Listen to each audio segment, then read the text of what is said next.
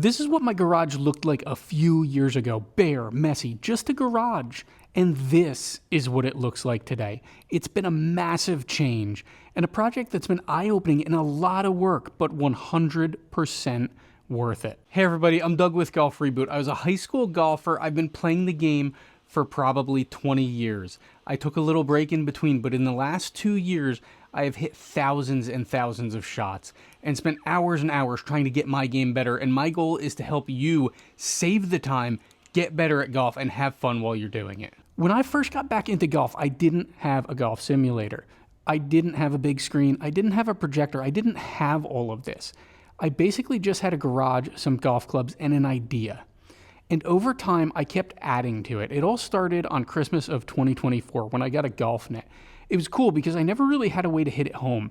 It came with a cool little hitting mat with 3 different heights of turf. I thought it was awesome. I didn't have to go to the range to hit anymore, but that's when the first problem happened.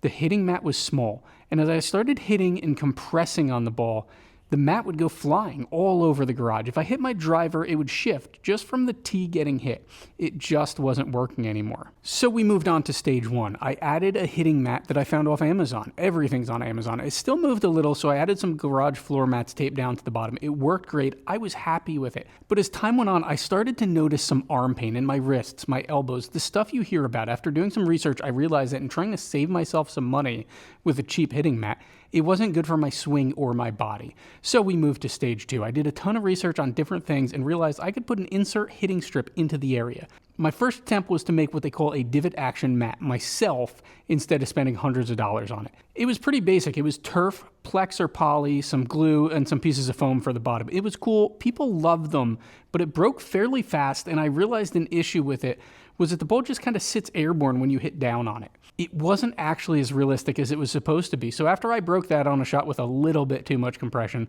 I went back to research mode on all different types of inserts. I made a decision and got a Country Club Elite hitting strip off of Amazon, put it into the slot. There's a small gap because my DIY divot mat was slightly larger, but it works fantastic. It helps with feel and the wrist pain is gone. So we move on to stage 3. I started down the rabbit hole. Someone told me about the Rapsodo MLM2Pro. I ended up buying one. It worked pretty well and was great that I could connect my phone right to it. I added a computer monitor I'd connect, but that wasn't big enough, so I ended up adding a 55-inch TV. Then I started seeing stuff online that some of the misreads that were common were because of concrete floors and interference.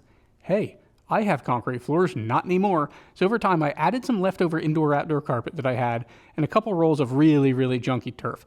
That helped exponentially. But then I popped a couple holes in my net, so it was time to try something. I bought an impact screen off Amazon, you'll notice a trend, and a photography backdrop stand. Oh, and eventually a projector. Whoops. I can now see my shots on my phone, the TV, and in front of me. Really, the only issue with the photography stand was that it would move every few hits. I tried my best to anchor it, but I just learned to deal with it, honestly. Over time, I added some more and started using my YouTube desk where I record some of these videos and some other areas to help dress up the Giff. That's what I call my home sim. During the winter of 25 to 26, I got tired of the photography stand and decided it was time to build it out. So on my way home one day, I stopped at Lowe's, got a bunch of 2x4s and built the enclosure. Got it all built and realized I wanted to make custom padding for the walls. If you're interested, I can make a video on that. It's basically just MDF or plywood, foam, canvas, and about 1 billion staples.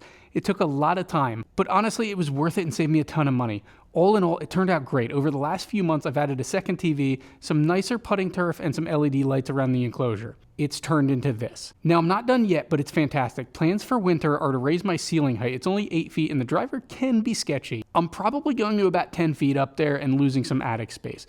And I want to add additional lighting and more turf. After that, it's really just small upgrades that I'll do over time.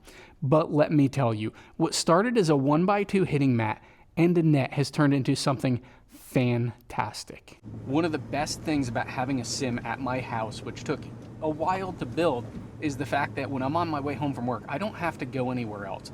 I can pull in my driveway, which I'm about to do. I can walk in my garage, and I can be golfing. I'm literally not having to drive anywhere. I'm not having to do anything else, and it's right there. So now that we've talked about the evolution a bit, I want to explain why I built it in the first place, because I actually got back into golf after being away from the game for years. And once I started playing again, I realized pretty quickly I wanted to get better. But I have a really busy schedule. Aside from my full-time job, landscaping work I do, being a volunteer firefighter, and making these videos, I have a really busy schedule. I just didn't have the time. And one of the hardest things about getting better at golf is actually finding the time to practice. Going to the driving range is great. Going to play is great, but it takes time. You have to get in the car, drive somewhere, spend the time there, and then drive home. And sometimes I just don't have that kind of time, or it's too late at night. But I had this garage, and I started thinking, what if I could make this a place where I could practice golf whenever I wanted? Not necessarily for an hour, not necessarily for 30 minutes. What if I just wanted to hit 10 balls and try something? I could do that. 5 minutes, I could do that too. And that's really where this whole thing started. So this was version 1, and compared to what you see now, it looks really basic. But honestly, it was exactly what I needed at the time. Remember, I was just getting back into golf. I hadn't played for over a decade. I wasn't trying to build some $20,000 simulator. I was trying to figure out if this was something I was actually going to use. I started with a net, a small mat, and golf balls. That was enough. I could come out here, hit some balls, and start working on my golf swing. But the problems began between the mat moving and not having the data. I wanted data. I'm a data person. And instead of just hitting a ball and thinking, well, that felt good, I wanted to actually see what happened. There's a lot of free and paid apps out there. You can try them, but honestly, don't waste your time. I tried them. It wasn't good. But something interesting happened. I started using it a lot, like a real lot, almost too much. It just helped me progress so much faster. Or so I thought. Stick around to the end because we'll go through all the different pieces of this build so you know where you can start to. And I'll even let you know what I would change or do differently. And the more I used it, the more I started thinking about what would make this better. Because once you have something like this, you start realizing there are a lot of different ways you can use it. I wasn't just interested in hitting balls anymore. I wanted a better experience. I wanted to be able to see things, see what was going on. I wanted a big display. I wanted the setup to feel more permanent. And eventually, I wanted to actually be able to play golf in here. And that's when the little golf setup started turning into a real simulator. This was the next big step. That's where the MLM2Pro came in. And eventually, I actually became an ambassador for Rapsodo. I went from basically having a place to just hit balls to building an actual simulator environment. The TV and projector were huge for me because I didn't just want to be looking at a small screen like my phone anymore. I actually wanted to see the shot. I wanted to see a golf course. I wanted this to feel like golf, not just a practice station, and still have all my data at the fingertips at the same time. And this is probably where it really started to feel like a simulator. Because now, instead of just hitting into a net or looking at a small screen, I could stand here and actually see the shot. And that changed the experience completely. Now I can go from practicing to range mode to playing on a golf course. And that's when I started realizing this wasn't just a place to practice anymore. This was becoming a place to play golf. Once I had the Rapsodo MLM2Pro as my actual simulator and it was working, I started focusing on making the space feel like a real golf room. I did a bunch of different things and I'm adding more over time, but I didn't want it to just feel like a garage. I wanted it to feel like the real deal. I've been to indoor sims. I wanted to have my own, and I put the work in. And this is one of the things I didn't really expect when I started. I thought I was just building somewhere to hit golf balls, but the more time I spent out here, the more I wanted the space itself to be enjoyable. Because if I'm going to spend time practicing, I want to actually enjoy being in the room. I've got music out here. I've got everything. I can have a TV streaming something else. Now, obviously, the cool factor is a big part of having a sim. But for me, the biggest reason I keep using it is the ability to actually practice with feedback. I can hit a shot and immediately see what happened. I can look at yardages. I can look at ball flight. And I can start working on specific things. And that's why I wanted this to become more than just a screen in a garage. The whole point was to create a space where I could actually work on my golf game at home. But there's another part of this that I think is probably even more important. It's right here. I don't have to drive anywhere. I don't have to worry about the weather. I don't have to block out an entire afternoon. If I have 10 minutes, I can go hit 10 balls. If I have an hour, I can spend an hour out here. And that convenience is what makes me actually use it. I don't have to go anywhere. It's 20 feet from my house. So after all of those little upgrades, this is where the simulator ended up. This is where I actually hit from. This is what I'm using to track the shots. This gives me the full simulator experience. This is how I'm getting everything up to the screen. And I've also got the TVs here. One, because I started with it, and two, because who doesn't want extra screens? Seating wise, there's not a lot of options because I don't have a ton of excess room, but I can completely open the front of the garage and have the garage wide open to the outside when it's nice out, which is really cool. You get a nice breeze, you can see the outside. Now, because I didn't build this all at one time, there are definitely things I would do differently if I were starting over. Space planning. The garage ceiling I should have done a while ago. The screen size, I'm basically stuck 8x8 because of the width. So was it worth it? For me, absolutely. But not because I think everybody needs a golf simulator. And I wouldn't recommend somebody go out and spend a bunch of money just because they see somebody else's setup. What I would recommend is figuring out what you actually want to get out of it. For me, I wanted a way to get back into golf when I had the time. I wanted to practice. I wanted data. I wanted to be able to play.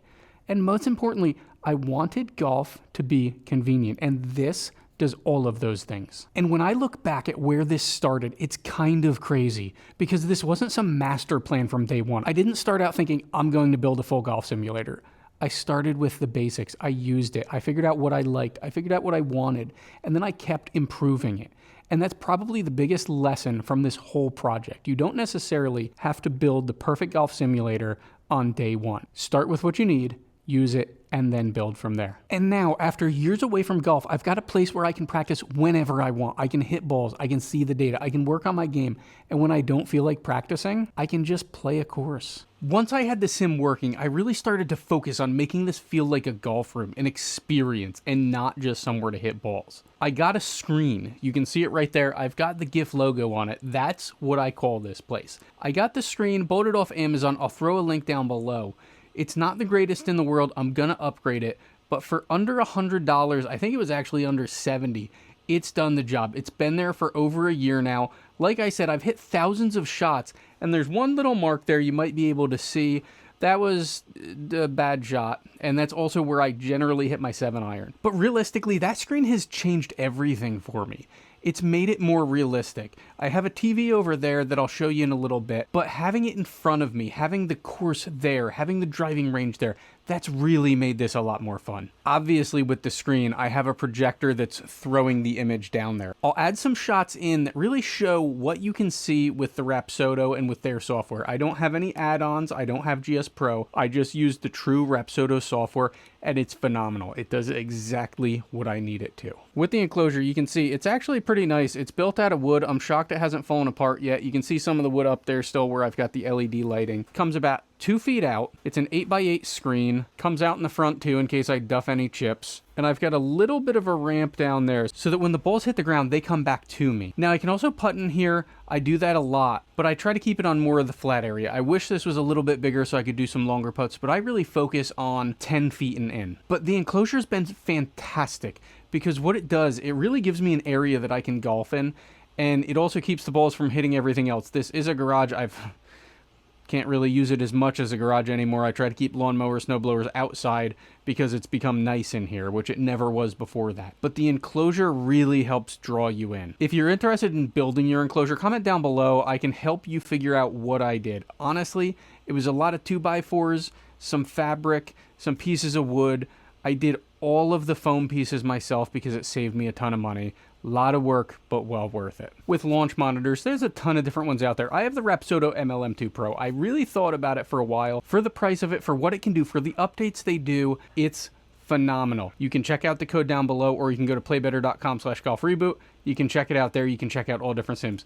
This thing has changed the way I practice and changed the way I golf. I would not go back and do anything else. I've heard bad things about them, but if you set them up the right way, do what they tell you to, it does the job and it does it well. For the hitting surface, I'm going to throw it up on the screen now. I originally had just a cheapo mat. It came with a net that I had. It was fine. It worked. But what I realized, it was moving every time I would hit the ball, especially with my irons. But even with the driver hitting off the tee, the driver would hit the tee and it would shift it. It was just annoying. So what I did, I bought a cheap mat that I'm going to link off of Amazon. It's a 4x5 mat.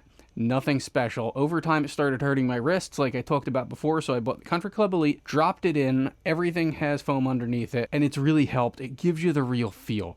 That was another addition. I felt like I needed that because the more I was hitting, I wanted to get a real feel, not spend tons of money. You can get a full 10 foot wide by 4 foot deep hitting mat. You don't need that. This is 10 or 12 inches wide, 2 feet long, and it does the job. I don't need a computer out here because I've got the Rapsodo. The Rapsodo goes right to my phone or my iPad. I can project it to my TV, to the projector, to throw it all up on the screen. I can screen record, do whatever I need, and it gives me some of the data. It gives me swing videos, it gives me impact videos, all of that different stuff. With a lot of other monitors, you need to have a gaming computer. That can cost you at least $1,000. I do technology for a living. I know what stuff costs. Realistically, you're probably $3,000 at least all in by the time you get it all set up.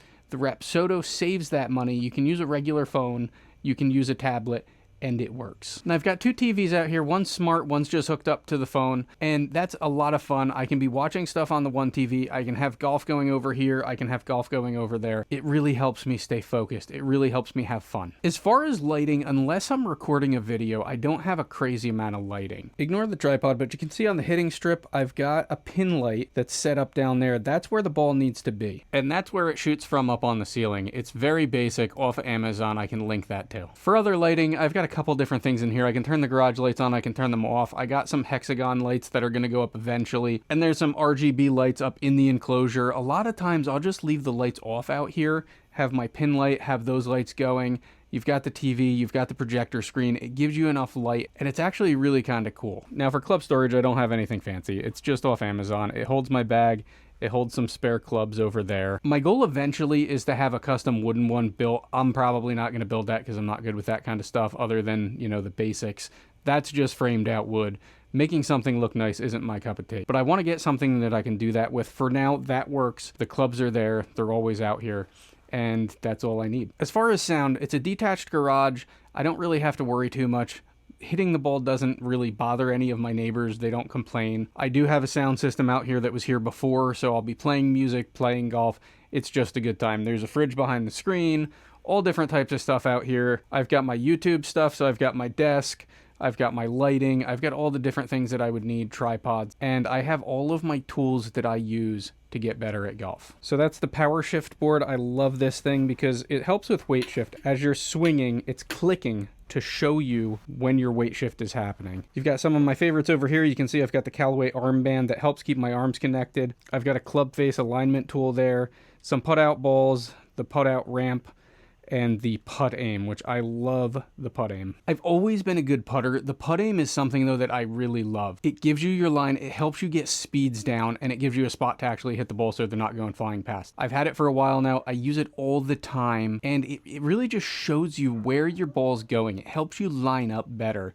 And they're not overly expensive. The battery, honestly, I've never charged the battery, and it still turns on every time I hit it. If you want one, puttaim.com/golfreboot. I will leave the link down below. Putting is where you can really save strokes. So with a Rapsodo, no, I can't putt on here. I don't have it set up with GS Pro. I don't have webcam putting, but I don't need that. I don't really trust that. I'd rather be putting outside on a green, or even in here on the turf that you saw before, to get the feel for it and to just practice my putting, because that is important. That's where you can shave strokes. Now, a couple things I would change. I talked about this before. You can see right here, I'm 5'8".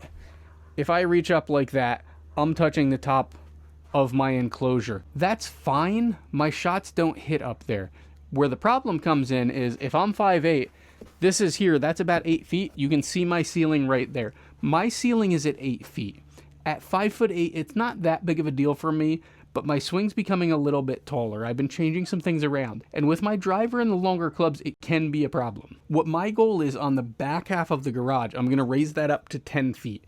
It's going to leave me with my attic space here, which I do use for storage, like Christmas lights, different things like that. But opening up that other area, it's going to let me get some different lighting up there, and it's going to let me swing more freely. That's something I wish I had done in the beginning. Now, over time, I've added different turf, I've added a whole bunch of different things, and realistically, I wouldn't change much of it, because I was trying to do this on a budget at first to see if it would work, and it did. So now over time, I'm adding things. I'm trying to make it better. And if you want to build yours, reach out, comment down below, and I'll give you some tips, and I'll help you work through it. The most important thing is making something that you enjoy going to and that can help your game and you can have fun. Not bad for a dirty old garage. So what do you think of the Giff? Are you going to build one, or do you already have one? Let me know in the comments. Next, I think I'm going to dig deeper into my Rapsodo MLM2Pro, so make sure you subscribe so you see when that video is out. Until then, check out this playlist that's popping up. It's about the top 5 tips I have to get your game working the right way. It's worked for me, and I think it can help you too. And remember, our goal in 2026 is simple: play better, have more fun, and love the game again. See you next time.